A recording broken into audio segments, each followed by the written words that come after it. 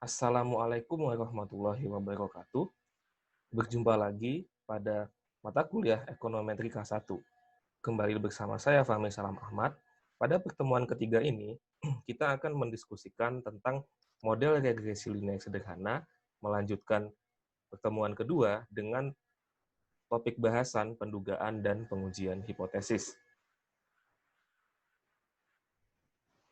Yang pertama, kita akan membahas tentang pendugaan selang dari nilai estimasi.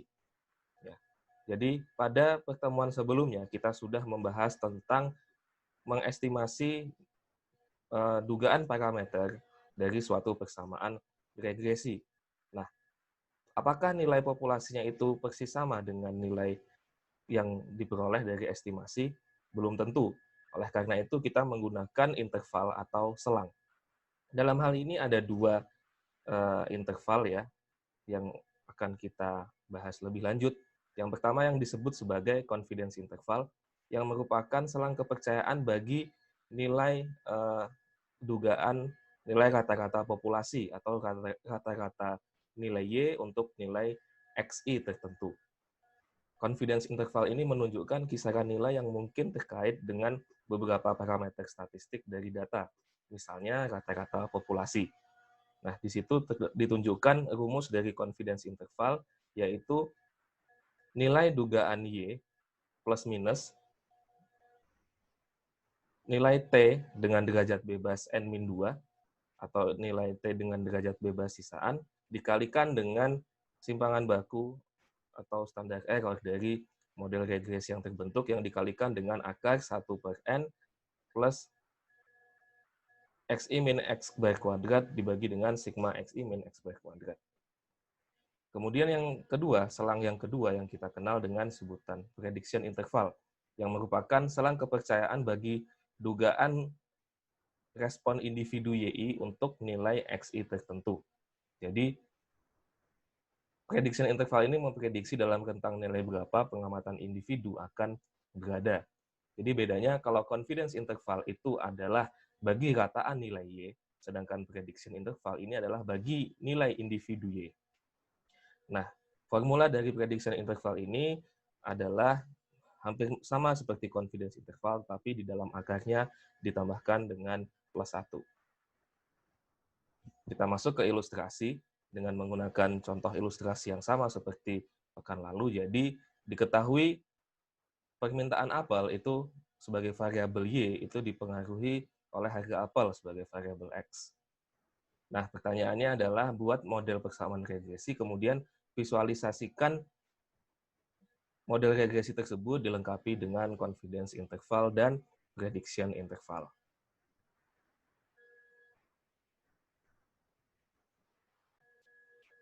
Oke, kita sudah di Excel dan kita lanjutkan pengerjaan dari soal tersebut. Jadi, dua variabel jumlah apel sebagai variabel tak bebas, Y, dan harga apel sebagai variabel bebas atau X. Nah, untuk biasanya saya posisikan Y yang di sebelah kanan dan X yang di sebelah kiri. Oke, jadi kita masuk ke estimasinya ya. Jadi beberapa cara untuk mengestimasi model regresi. Kali ini saya tunjukkan cara yang lain lagi. Jadi tidak perlu dengan estimasi manual. Ya. Jadi kita bisa blok sebuah sel yang berukuran sekitar 5 dikali 2. 5 dikali 2, kemudian saya blok. Kemudian saya gunakan formula yang namanya adalah linear estimation atau lines.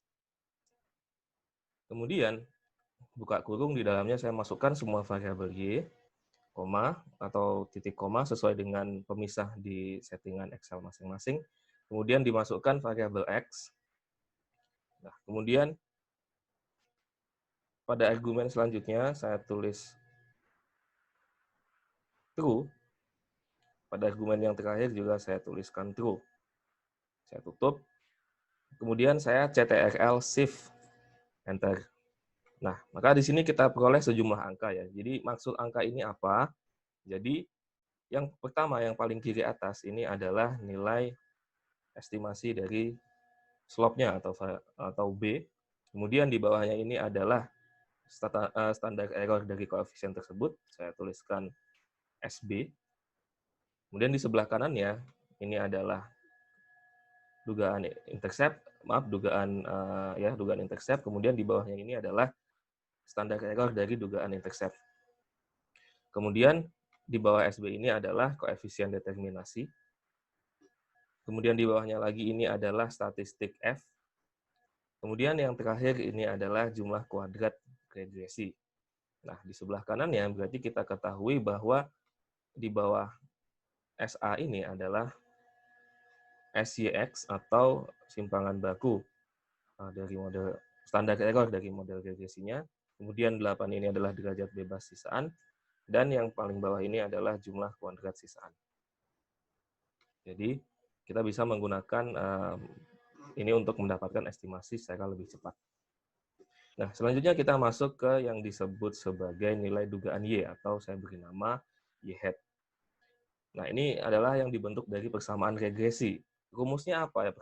Yaitu intercept ditambah dengan nilai slope-nya yang dikali dengan nilai dari variabel X. Nah, jangan lupa di sini intercept dan slope-nya itu kita kunci dengan menuliskan dolar di depan angka maupun huruf pada lokasi selnya. Mengapa demikian? Karena formula ini kita gunakan sama untuk semua nilai X. Ya, jadi kita peroleh ini adalah Y duga. Setelah Y duga, di sebelah kanannya bisa kita tuliskan nilai yang kita sebut sebagai XI, min X bar.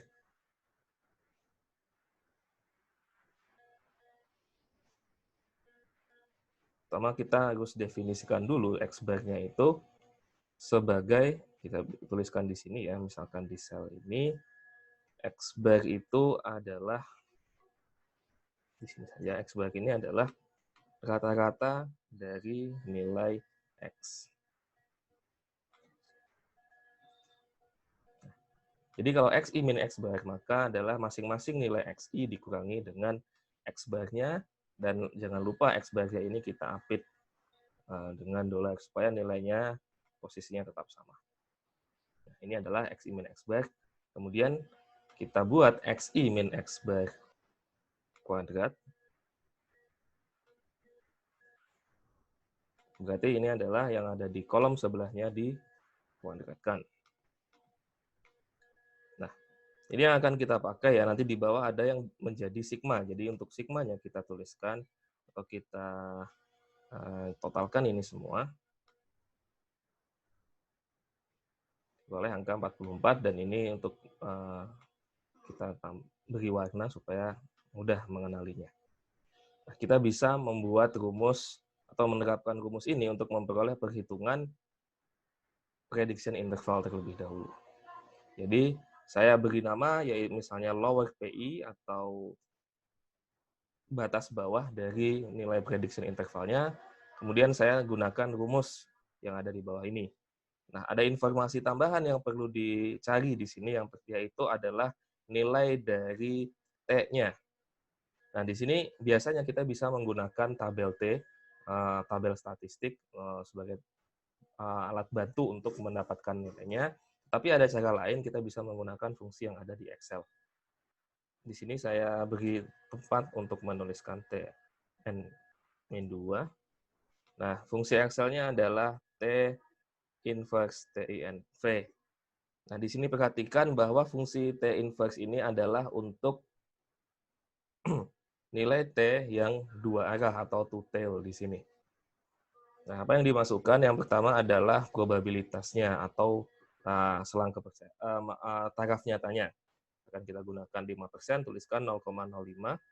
Kemudian dengan tanda pemisah sesuai dengan Excel masing-masing.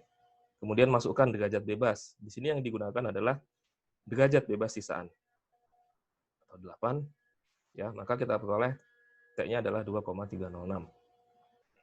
Setelah kita peroleh nilai T, kita gunakan untuk mengaplikasikan rumus Excel ini. Jadi kita pertama, karena di sini ada tanda plus minus ya, maka kita split menjadi dua, yaitu ada yang batas bawah atau lower PI dan ada batas atasnya upper PI. Untuk yang lower PI berarti saya gunakan di sini tandanya minus, sedangkan upper berarti saya gunakan tandanya plus. Pertama, kita terapkan rumusnya. Untuk lower PI berarti Y duga I, berarti yang Y hat ini. Kemudian dikurangi dengan, nah di sini mungkin agak sedikit panjang, pertama kita kalikan antara T N-2, kemudian dikali dengan S YX, angkanya ini.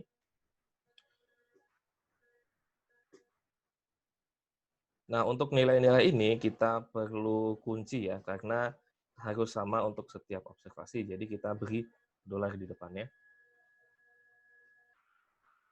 Kemudian dikali dengan, nah akar dari atau square root SQRT dari, nah yang ada di dalam kurung ini semua. Yang pertama saya tuliskan 1 plus, kemudian 1/n, berarti saya beri kurung 1 dibagi dengan ada 10 observasi. Nah, kemudian ditambah dengan XI min X bar. Nah, itu nilainya adalah kuadrat yang ada di kolom, kalau di sini berarti di kolom E. Jadi saya posisikan selnya itu ke kolom ini, kemudian dibagi dengan, ini harus dikurung supaya tidak campur ya. Kemudian dibagi dengan sigmanya. Sigma berarti satu angka ini 44. Nah, untuk sigmanya dikunci. Nah, kemudian setelah itu ditutup 1, 2, 3. Nah, kita peroleh perhitungan prediction interval untuk batas bawahnya. Nah, selanjutnya bisa kita gunakan untuk menghitung bagian atas. Nah, di sini karena kita sudah punya satu rumus, bisa kita copy saja ini di blok selnya, kemudian di copy. Nah, kemudian di sel yang sebelahnya kita buka sel baru ya, baru di paste di sel ini. Tinggal kita ubah yang tadi tandanya minus menjadi plus. Ya, maka kita peroleh prediction interval untuk batas atasnya. Nah, karena rumus confidence interval itu juga mirip, ya selanjutnya kita siapkan lower confidence interval dan upper confidence interval. Lower confidence interval ini kita bisa gunakan dari rumus prediction interval yang ada sebelumnya. Bisa kita akses selnya, kemudian di copy, ya, kemudian kita buka untuk sel yang confidence intervalnya kita paste di sini dan tinggal kita kurangi 1 plusnya ya, karena tidak ada rumus itu di confidence interval. Kemudian ini kita drag ke bawah. Ya. Kemudian untuk upper confidence intervalnya bisa kita gunakan yang dari lower confidence interval, di copy, ya pastikan selnya sudah tidak aktif rumus matematikanya, baru kemudian di paste di sel yang baru, kemudian tanda minusnya diganti dengan tanda plus. Maka ini sudah kita peroleh upper confidence interval. Selanjutnya kita buat plotnya. Ada tahapan yang perlu kita perhatikan di sini. Yang pertama kita buat chart dulu, tapi dalam scatter plot tapi kosong, kotak kosong dulu seperti ini.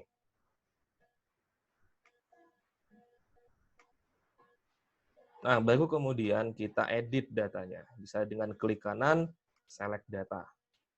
Karena ada beberapa yang akan disusun. Yang pertama adalah kita ingin memberi atau menunjukkan nilai aktual, beri nama nilai aktual, kemudian X-nya ini adalah nilai variabel X, ya, kemudian Y-nya dikosongkan, Y-nya adalah nilai asli dari variabel Y. Ya, kemudian klik OK. Kemudian kita tambah untuk yang kedua, yaitu garis regresi. Kita beri nama garis regresi.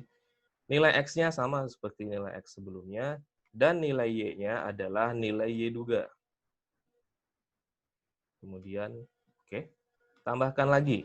Yang ketiga, misalkan diberi nama lower confidence, lower prediction interval. Nilai X-nya adalah nilai X aktual, kemudian nilai Y-nya adalah nilai dari lower prediction interval ini. Lalu klik OK. Kita tambahkan lagi, ada yang namanya upper prediction interval.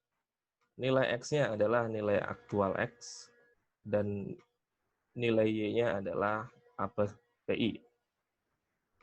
Oke. Kemudian ada yang namanya lower confidence interval. X-nya lagi-lagi X aktual, dan Y-nya adalah lower confidence interval. Oke. Dan yang terakhir adalah upper confidence interval.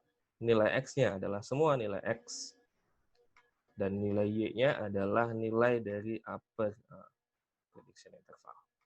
Nah, sudah ada 6 ya nilai aktual dari regresi, kemudian seterusnya ini kita klik OK.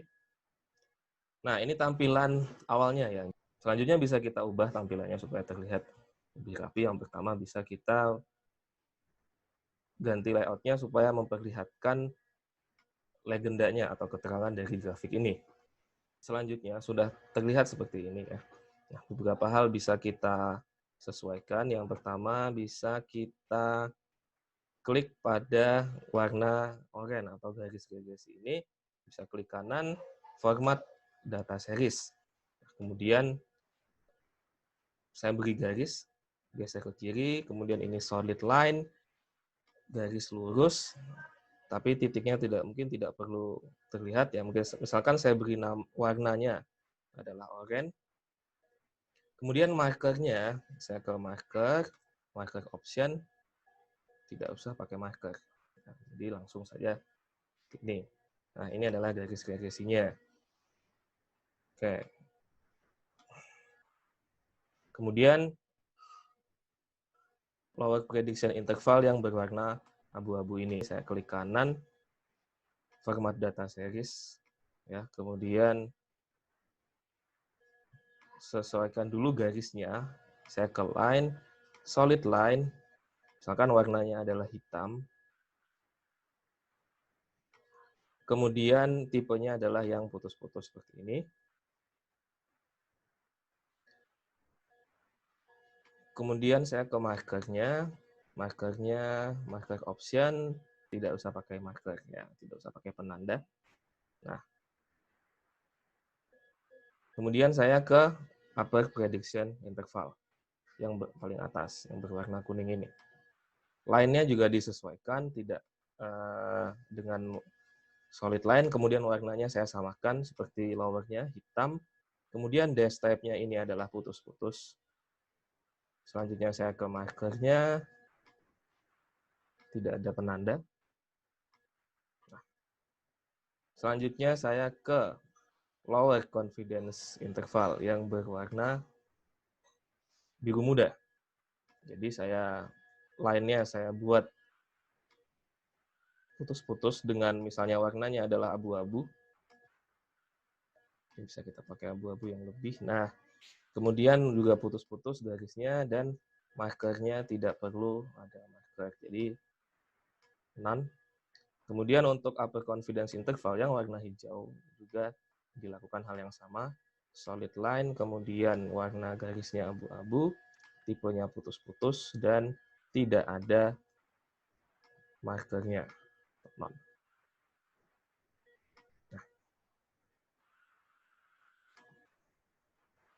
Bisa saya close. Nah, ini adalah visualisasi dari confidence interval dan prediction interval untuk persamaan regresi yang kita punya. Nah, selanjutnya bisa diberi nama ya, untuk sumbu Y-nya ini adalah permintaan apel, dan sumbu X-nya tadi adalah harga apel. Selanjutnya kita masuk ke pengujian hipotesis. Di sini ada 3 tipe daerah penolakan H0, di mana daerah penolakan H0 ini adalah semua yang diaksir ya. Bentuk kalimat hipotesis statistiknya itu berbeda untuk masing-masing daerah penolakan H0. Jadi yang pertama, yang paling kiri itu H0 apabila H0-nya itu adalah beta lebih kecil sama dengan suatu nilai konstanta, dan H1-nya berarti kebalikannya beta lebih besar dari suatu nilai konstanta, maka bentuk daerah penolakan H0-nya adalah di sebelah kanan. Kemudian yang kedua, dengan daerah penolakan H0 di sebelah kiri dan kanan ada dua buah.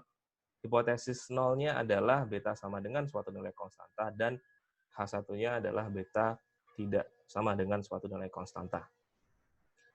Kemudian yang ketiga, apabila daerah penolakan H0-nya berada di sebelah kiri atau pada nilai T yang negatif, maka hipotesis nolnya adalah beta lebih besar sama dengan suatu nilai konstanta, dan H1-nya adalah beta lebih kecil dari nilai konstantanya.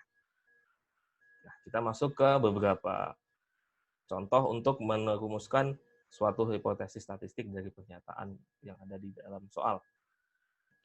Yang pertama, uji apakah kenaikan harga apel akan meningkatkan jumlah apel yang diminta. Nah, kalimat meningkatkan ini berarti kita bisa tuliskan di H1. H1-nya karena meningkatkan ya, maka betanya ini lebih besar dari 0. Berarti H0-nya tinggal kebalikannya, beta itu lebih kecil sama dengan 0. Ya. Bentuk seperti ini berarti adalah satu arah atau one tail. Soal yang kedua, uji apakah kenaikan harga apel sebesar 1 satuan akan meningkatkan jumlah apel yang diminta kurang dari 5 satuan. Ya, menarik ya, karena harga apel meningkat menyebabkan jumlah apel meningkat. Nah, kalau kalimat ini kita tuliskan dalam hipotesis, informasi yang pertama adalah ada nilai betanya itu diduga nilainya adalah sekitar 5, tinggal tandanya. Nah, karena kurang dari 5, maka bisa kita tuliskan kalimat soal itu masuknya ke dalam hipotesis 1, yaitu beta lebih kecil dari 5. Dengan demikian, maka bisa kita tuliskan hipotesis nolnya, kebalikannya beta lebih besar sama dengan 5. Ya, jadi dari dua contoh ini, poin pentingnya adalah yang masuk ke dalam H1 itu yang tidak memiliki unsur sama dengan, itu masuknya ke dalam H1. Maka kalimat seperti meningkatkan atau kurang dari, lebih dari, itu masuk ke dalam H1. Dan H0 itu berarti kalau ada unsur sama dengannya, itu baru masuk ke dalam H0. Nah, kita masuk contoh yang ketiga, uji apakah kenaikan pendapatan sebesar 1 satuan akan menurunkan jumlah apel yang diminta sebesar 10. Persis 10 ya. Maka kalimat ini akan masuk ke dalam H0. Bisa kita tuliskan H0-nya beta sama dengan min 10. Kenapa ada tanda min? Karena di kalimat soal ada kata kuncinya yaitu menurunkan. Nah, dengan demikian H0-nya sudah kita rumuskan, tinggal H1-nya kita lengkapi. Maka kebalikannya adalah beta tidak sama dengan min 10. Nah, dari contoh-contoh ini, selanjutnya silakan coba praktekkan, rumuskan untuk dua soal ini. Yang nomor 4, uji apakah jika luas lantai diperluas 1 meter persegi, penjualan tahunannya akan meningkat minimal 1 juta. Jadi kata kuncinya adalah minimal. Yang kelima adalah uji apakah naiknya pendapatan sebesar 2 satuan akan menurunkan jumlah telur yang diminta lebih dari 4 satuan. Di sini perhatikan perubahan variabel bebasnya itu tidak 1 tetapi 2. Nah, jadi ini mungkin nanti perlu disesuaikan dulu menjadi 1 satuan. Maka untuk perubahan variabel jumlah telurnya itu akan disesuaikan dengan perhitungan tersebut. Nah, silakan untuk dua contoh soal ini dirumuskan hipotesisnya seperti apa. Nah, selanjutnya untuk pengujian hipotesis sendiri, kita masuk ke contoh latihan soal ya. Jadi, dengan menggunakan contoh yang sama, dan soal yang pertama adalah uji pada tarif nyata 5%, apakah harga berpengaruh negatif secara nyata terhadap jumlah permintaan apel. Untuk soal yang B, diubah sedikit kalimat soalnya, uji apakah jika harga apel naik 1.000, permintaan apel akan turun maksimal 2 kg per bulan. Nah, untuk soal yang ketiga, ini nanti tidak ditunjukkan penyelesaiannya, tapi untuk latihan mandiri, uji apakah pada taraf nyata 5%, jika harga apel naik 1.000, maka permintaan akan turun lebih dari 1 kilo per bulan. Jadi ada perbedaan-perbedaan kalimatnya, dan itu nanti bisa berbeda susunan hipotesisnya. Nah, untuk pengujian hipotesis ini kita menggunakan statistik uji T-hitung, di mana nilainya adalah nilai dugaan koefisien variabel bebas atau B kecil dikurangi dengan nilai populasinya atau beta, dan biasanya beta ini adalah nanti yang angkanya dinyatakan di dalam hipotesis. B kecil dikurangi beta dibagi dengan standar error dari koefisien dugaan koefisien beta tersebut. Dibanding nilai T-hitung ini nanti dibandingkan dengan titik kritis atau T-tabel, bisa kita kenal seperti itu, dengan derajat bebas sisaan. Nah, untuk soal yang A, dari estimasi sebelumnya kita peroleh nilai dugaan A dan B, bisa kita tuliskan persamaan regresinya adalah Y duga I sama dengan 11,82 min 1,14 XI. Nah, berarti dugaan B-nya yaitu min 1,44, ya, dan dari perhitungan yang sudah ditunjukkan pada Excel tadi, kita ketahui standar error dugaan koefisien betanya itu adalah 0,095. Nah, pertanyaannya apa tadi? Apakah harga apel ini berpengaruh signifikan terhadap permintaan apel? Apabila yang ditanyakan itu adalah signifikan atau tidak, kita susun hipotesisnya beta sama dengan 0 pada H0 dan beta tidak sama dengan 0. Ya. Mengapa kita susun seperti itu? Karena apabila sama dengan 0, itu sama dengan tidak ada pengaruh dari harga apel ke permintaan apel, atau harga apel itu tidak berpengaruh signifikan terhadap permintaan apel. Jadi bisa kita susun hipotesisnya seperti itu. Kemudian kita hitung statistik ujinya, T-hitung, dengan menggunakan B min beta dibagi SB, diperoleh nilai min 11,95. Kemudian critical value-nya, karena ini susunan hipotesisnya adalah H0 sama dengan dan H1 tidak sama dengan, maka ini masuk ke jenis uji hipotesis dengan daerah penolakan H0-nya ada 2, atau two tail atau 2 arah. Maka critical value-nya adalah T alfa per 2 derajat bebas sisaan. Ini nilainya kita ketahui dari perhitungan sebelumnya 2,306. Ya, jadi nah kalau kita posisikan hasil-hasil angka T-hitung maupun critical value dalam sebaran T, bisa kita lihat bahwa 2,306 ini adalah titik kritis atau batas antara nilai daerah penolakan H0 dengan daerah di mana H0 itu tidak ditolak. Jadi batas antara daerah yang diarsir dengan daerah yang putih itu adalah 2,306, baik positif maupun negatif. Kemudian posisi T-hitungnya min 11,95 itu ada di daerah penolakan H0, ya. Dari gambar ini bisa cukup jelas kita lihat. Dengan demikian, maka keputusannya adalah tolak H0 atau harga apel itu berpengaruh negatif secara nyata terhadap permintaan apel pada taraf nyata yang digunakan 5%.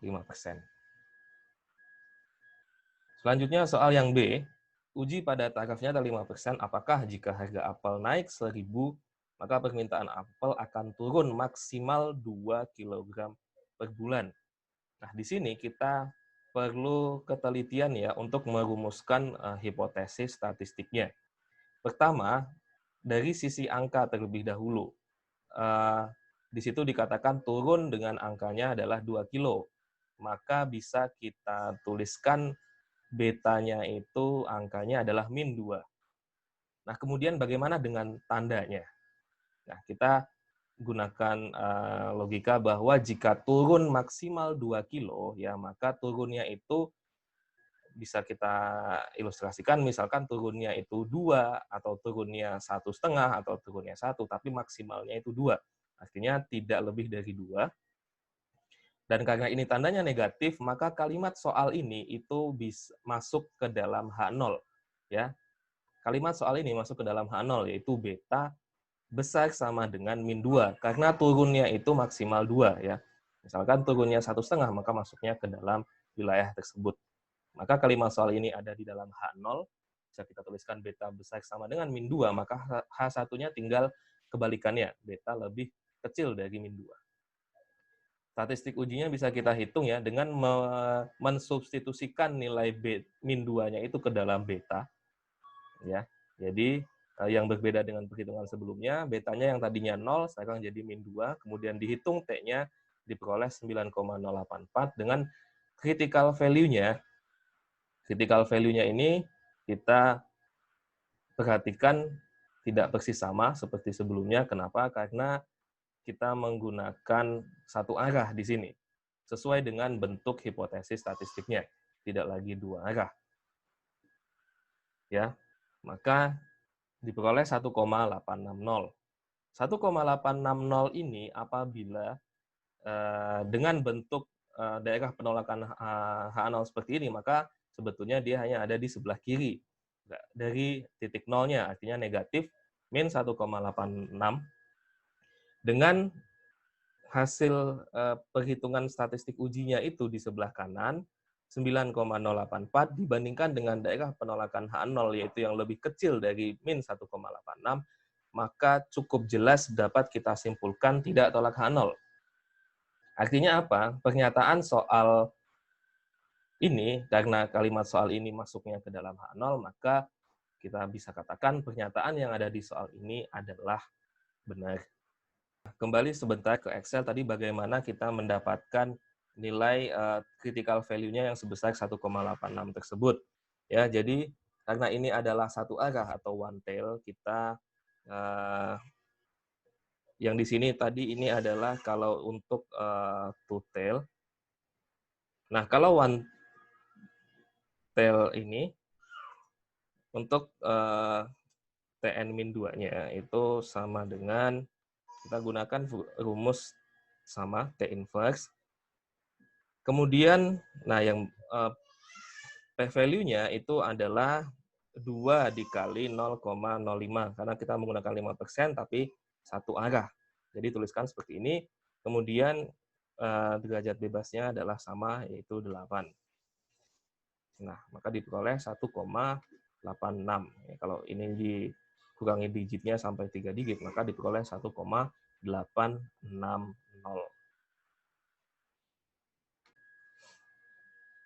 Baik. Nah, jadi itu untuk pengantar pada praktikum pertemuan ketiga ini.